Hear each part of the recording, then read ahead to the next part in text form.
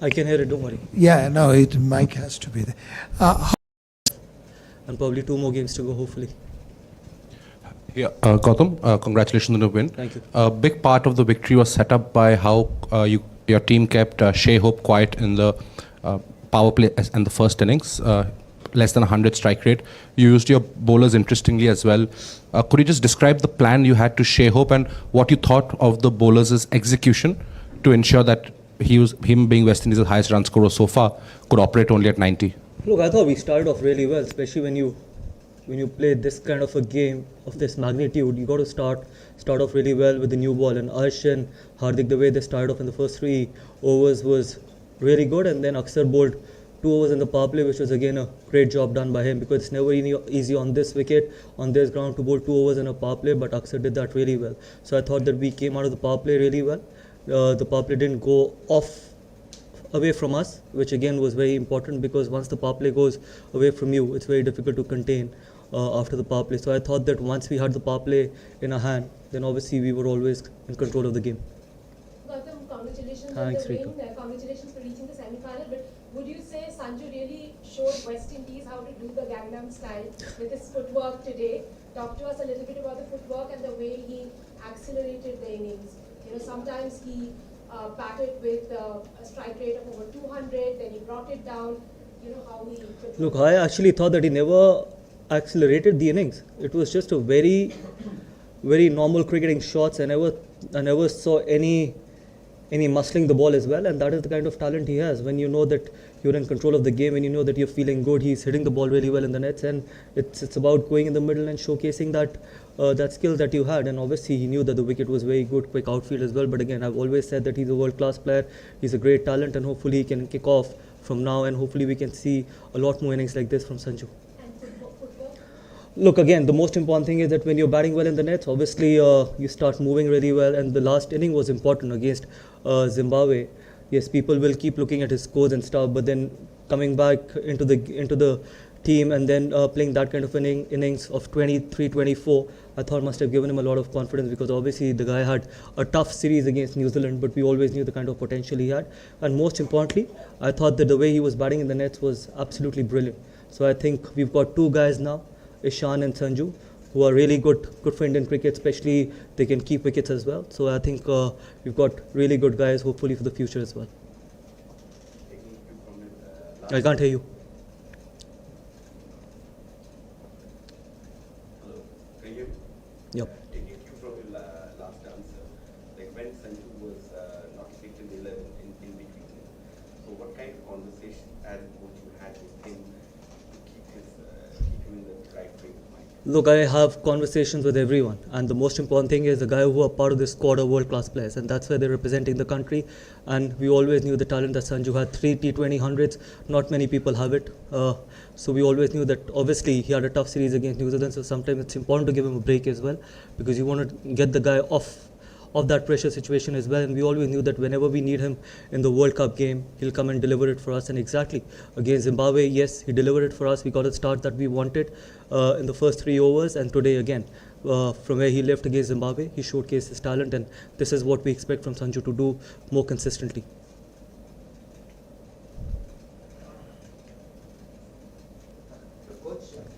Yeah, that's okay. No worries. Yeah, coach, we have seen you have a lot of conversations like with different players, be it Abhishek, Tilak, Sanju here.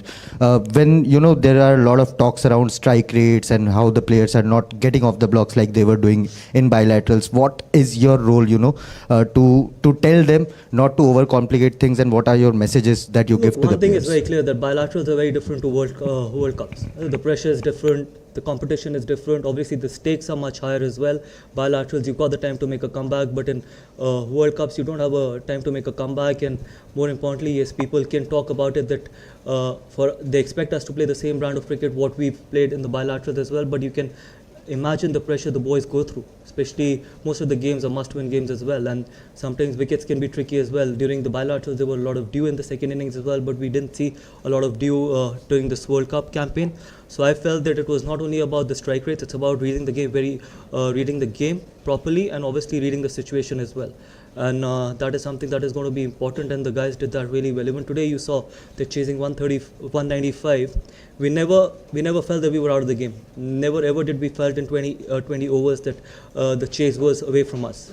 So the guys kept in control. Yes, there were times in bilaterals where we could chase the target in 16, 17 overs, but this is World Cup and the pressure is different and the quality is different as well. Hi, Coach. Congratulations are in Thank you. order, of course, but I want to know, 196 is a target that doesn't get chased very often in the T20 World Cup. In fact, this was India's highest successful chase in this competition. Firstly, what are the sort of conversations you had in the mid-innings? And throughout this competition, we've seen that there's no dearth of belief in the team. So how do you inculcate that in the squad? Look, the best part is that I've played a lot of games at Eden Gardens. I've seen a lot of games at Eden Gardens as well, and obviously it's a great chasing ground, and we always knew that it's probably the quickest outfield in the world at the moment, and so chase is never out of control. Till you have wickets in hand, you can chase anything on this ground. We saw that in the IPL as well, where 260, 270 were getting chased as well. So we knew that if we can have wickets in hand, we were always under control. And again, I thought the partnerships are important, irrespective of how the format is, which format we are playing. That partnership between Sanju and Surya obviously settled the nerves as well. So I thought those small partnerships can make a massive role, and someone had to break the game. So Tilak broke the game for us in the middle with that cameo, and then Sanju batted till the end. So I thought that it was a very clinical run chase. Gautam, India have used Bumrah differently in the tournament, sometimes in the power play, sometimes not in the power play. Today you had 3 overs for him in the second half of the innings. Is that dependent on the surface, the opposition rhythm? How do you go about planning that? I think it's more to do with the opposition, that where the firepower lies. Especially we knew that West Indies has got a lot of firepower in the middle with Hetmeyer, Rovman and Sherfain. And we know that those guys are quality players, those guys can take the game away from us. So we always knew that we needed someone like Bumrah in the middle to bowl at them, and I thought Hardik did a really good job, because sometimes bowling against these guys on this kind of a wicket, your fifth bowler actually can always be under pressure. Hardik and Aksar, I thought, controlled the game for us, because those 8 overs were very crucial. We knew that Arsh, Bumrah and Varun were always about to bowl their 4 overs. So I thought that for me today, I think the most important thing was how Hardik and how Aksar bowled. Yes, we can keep talking about other 3 bowlers, but that's the reason why we felt that Bumrah was important in the middle. So every time we have a big over, we can go back to Bumrah and try and control the game, because you don't want in a T20 game 2 back-to-back big overs as well. So that can take the game away from you. So for me, I think Bumrah is a banker, and we'll continue to use him in different ways. Coach, in these high-pressure games, nerves can play a part, irrespective of how experienced a player is. But Sanju never looked like he was, overawed by the occasion. Is that just down to mental strength? I think it's down to experience as well, and mental strength as well. Come the big games, come the knockout games, come the World Cups, it's all about mental, it's not about skill. You don't change skill in literally 1 week or 2 days or 3 days. It's about how much can you absorb the pressure. And I've always believed in one thing: the guys who absorb the pressure the best will have the best chance to win this competition. So I think today was a great sign that we were able to absorb the pressure. As I said, that 195 on any wicket on any ground is never easy in a crunch game, in a must-win game. So I felt that I think absorbing the pressure was the key. Gautam, in these big tournaments, they often say that peaking at the right time. After the South Africa defeat, India has had 2 big wins against Zimbabwe and against West Indies, heading into semi-finals and potentially a final. So do you think that with all the pieces falling together nicely, the team is really picking well? Look, I don't believe in all this peaking at the right time. You got to win every game that you represent your country, as simple as it can get.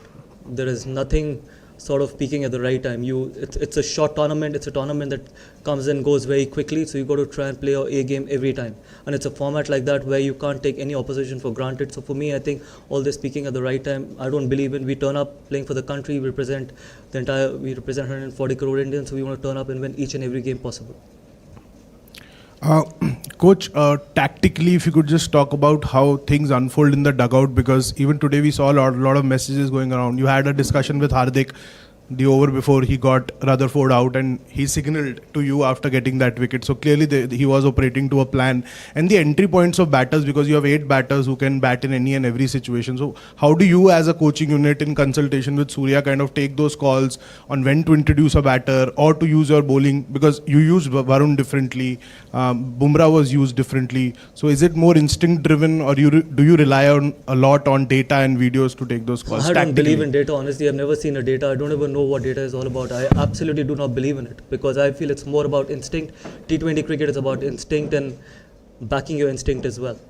whatever knowledge I have about the game and T20 format, I try and probably give it to the captain, try and help him out as much as I can. But ultimately, it's the captain that takes the final call. But data and all, I don't believe, honestly, because it's very overrated. For me, I think we are very fortunate that we've got world-class players. We've got guys who we can use differently, because not many teams have that luxury. Imagine someone like a Jasprit or a Arshdeep or even Varun. We can use them at any phase of the game as well, come the 20 overs. And from the batting point of view, we've got power. I think that is something which is very important. When you've got power, you're never away from the chase, you're never away out of the game as well. You've got people like Tilak, who's batted really well in both the innings. He's batted out of his position. He's batted at number 3 initially, but now when we pushed him at number 5, 6, see how he's batted. So you've got that talent. You need to have that talent where you can bat out of positions, and more importantly, positions again are overrated. I feel that it's about going out there and doing the job for the team, and that is what team sport is all about, and that will continue to be our philosophy going forward. Hello, Coach, at the back here. Could I ask your thoughts on now going to Mumbai and facing England in the semi-final? What are the challenges there?